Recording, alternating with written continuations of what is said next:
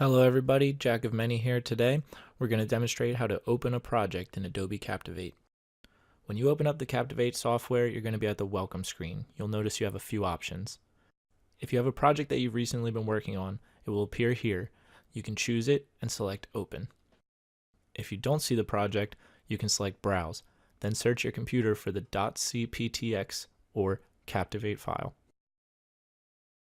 If you would like to start a new project, simply select New.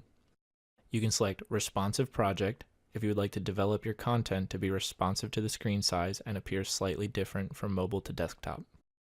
Software Simulation allows you to build a click-through demonstration on how to use a specific software. Video Demo lets you record your screen. And you can import a PowerPoint if you have an original project you would like to revamp and add more interactivity. You can import from Adobe Captivate Draft, which Draft is an app you can use on your iPad or tablet so you can build text, images, audio, video, and even quizzes. Then you can bring it into here to finish it all up. When I build a project that's going to be used on the computer, I typically select Blank Project and set the canvas size to 1024 by 627.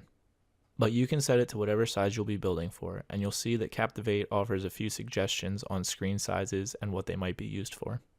Once you decide the type of project you're going to build, select Create. Here you will see we opened a new project.